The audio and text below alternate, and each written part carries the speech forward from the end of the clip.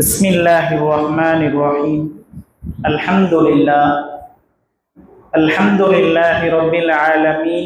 الصلاة والسلام على سيدنا محمد وعلى آله الطيبين وأصحابه الطاهرين رضوان الله تعالى عليهم أجمعين. أما بعد، فقد قال الله تعالى في الفرقان العليم وفي القرآن المجيد بعد أعوذ بالله من الشيطان الرجيم. بسم الله الرحمن الرحيم.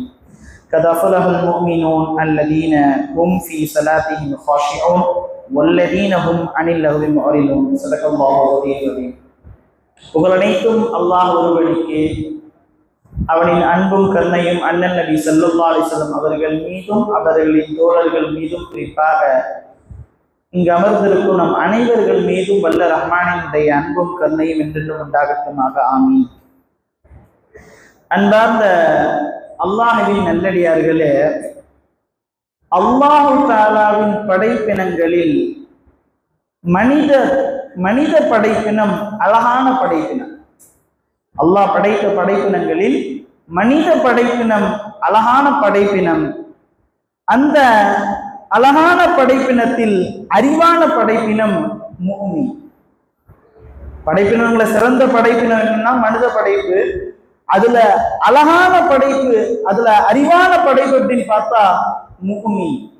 அல்லாஹ் குர்ஆன்லாம் கொஞ்சம் பார்க்கும்போது மனுஷன் அப்படி மனுஷன் இப்படின்னு சொல்லிட்டு அல்லாஹ் பேசிட்டே இருக்கும்போது, ஆனா முஃமின் அப்படி கிடையாது.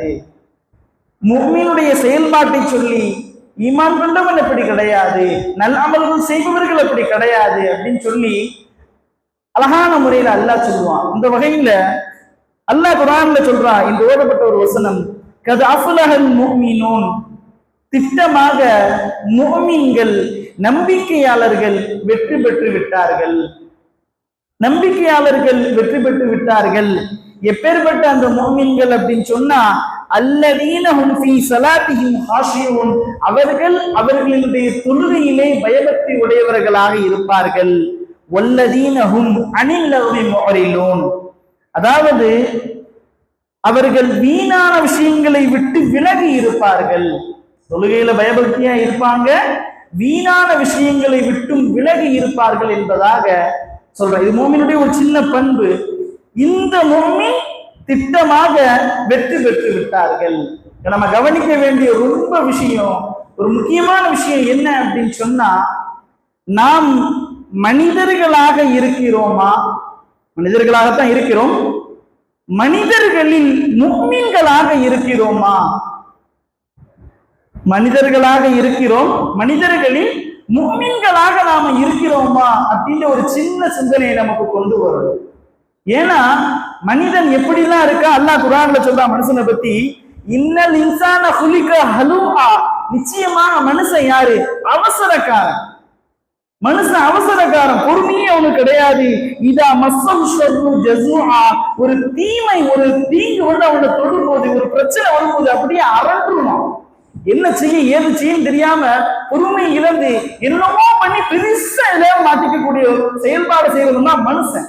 இதா மஸ்ஸஹு ஷர்ரு ஜஸூஆ, அதே மாதிரியே வைதா மஸ்ஸஹு கைரு மனுஆ, அந்த மனுஷனை ஒரு நல்லது தொட்டுச்சுன்னா, ஒரு நன்மை வந்து அவனுக்கு சேருது, அவனுக்கு ஒரு நல்லது நடக்குது, ஒரு பெரிய ஒரு லாபம் அவனுக்கு வருது அப்படின்னு சொன்னா, அப்ப எவ்வளவு புத்திசாலித்தனமா நடப்பான் அப்படின்னு சொன்னா, அந்த லாபத்தை அப்படியே அவனுக்கு மட்டும் அமுக்கிக்குவான், அவன் மட்டும் வச்சுக்குவான், வேற எவனுக்குமே தரமாட்டான்.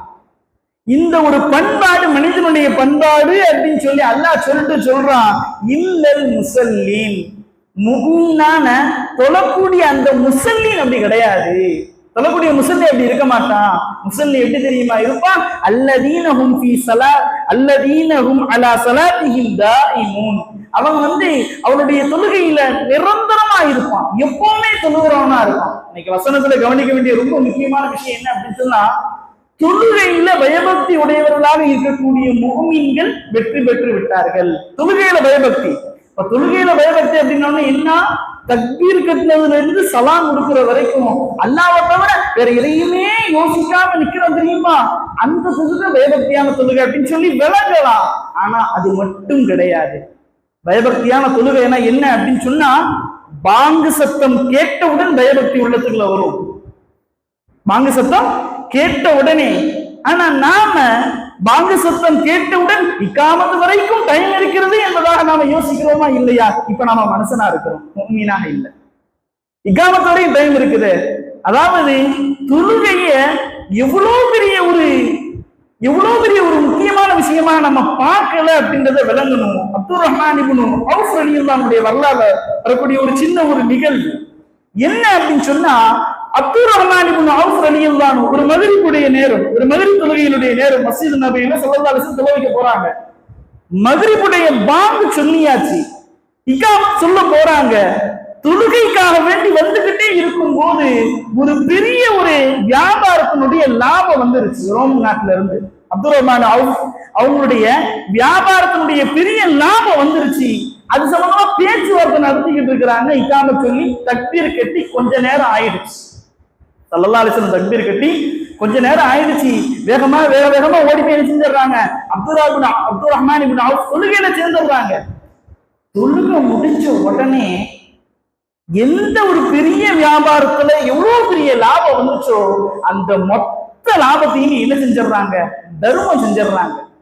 ஸல்லல்லாஹு அலைஹி வஸல்லம் எப்படி நோட்டம் விட்டு அப்துல் ரஹ்மானை கூப்பிட்டு கேட்கிறாங்க, என்ன செஞ்சீங்க அப்படின்னு சொல்லி கேட்கும்போது, தொழுகை கொஞ்சம் லேட் ஆயிடுச்சு, தக்பீரே தஹரீமாவை மிஸ் பண்ணிட்டேன், நீங்க வேற தொழுகையில ஒல் அசுர் ஓதுனீங்க, இன்னல் இன்சான லஃபீ குஸ்ர், நிச்சயமாக மனுஷன் நஷ்டத்துல இருக்கான். யார் நஷ்டத்துல இல்ல? ஈமான் கொண்டு நற்அமல்கள் செய்யறவங்க நஷ்டத்துல இல்ல. ஆனா மனுஷன் எதுல இருக்கான்? நஷ்டத்துல இருக்கான். நீங்க வேற ஓதுனீங்க. சின்ன ஒரு லாபத்துக்கு ஆசைப்பட்டு பெரிய ஒரு லாபத்தை விட்டு நஷ்ட வழியா ஆயிட்டேனேன்னு ஸல்லல்லாஹு அலைஹி வஸல்லம் என்ன செய்றாங்க, அப்துல் ரஹ்மான் இப்னு அவுஃப் ரலியல்லாஹு அன்ஹு சொல்றாங்க. அப்ப ஸல்லல்லாஹு அலைஹி சொல்றாங்க, மொத்த லாபத்தையும் நீங்க தர்மம் செஞ்சிட்டீங்களா? ஆமா செஞ்சிட்டேன். இது ரொம்ப சிறந்த விஷயம் சொல்றாங்க, இது சிறந்த தர்மம் அப்படின்னு சொல்றாங்க. சொல்லிட்டு சொல்றாங்க, இந்த தர்மத்தை செஞ்சதுனால ஒரு பெரிய ஒரு வியாபாரம், அந்த பெரிய வியாபாரத்துல பெரிய லாபம், தொழுகையை விட்டுட்டோன்றதுக்காண்டி அந்த லாபத்தை தர்மம் செஞ்சிடறாங்க. இந்த தர்மத்தை செஞ்சதுனால தக்பீர் தஹரீமாவுடைய நன்மை கிடைச்சிடாது. இந்த தர்மத்தை செஞ்ச மொத்த லாபத்தை கொடுத்துட்டாங்க, இந்த தர்மத்தை செஞ்சதுனால தக்பீரை தஹரீமாவுடைய நன்மை கிடைச்சிடாது. என்ன அர்த்தம்? விட்டதுதான் இன்னும் நீங்க நஷ்டவாதி தான் என்பதாக ஸல்லல்லாஹு அலைஹி வஸல்லம் சொல்றாங்க.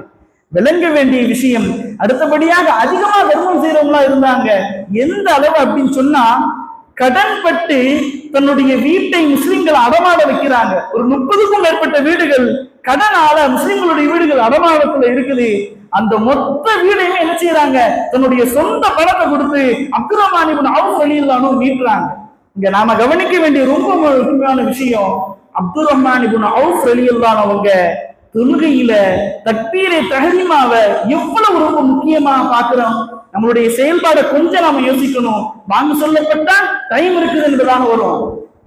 அதே இக்காமத் சொல்றதுக்கு டைம் இருக்கு. சரி, இக்காமத் சொல்ற நேரத்துக்கு நாம வந்துட்டோம் அப்படின்னாலும் கூட இமாம் இன்னொரு போகலையேன்னு சொல்றவங்களாதான் நாம இருக்கோம். கொஞ்ச நேரம் ரொம்ப நேரம் ஓடுவாரு, நாம போகும்போது கரெக்டா இருக்கும் போவாரு, சேரத்துக்கு கரெக்டா இருக்கும், முதல்ல அது கிடைச்சிரும் சொல்லிதான் நாம என்ன செய்யறோம், நம்மளுடைய செயல்பாடுகள்லாம் இருக்கு.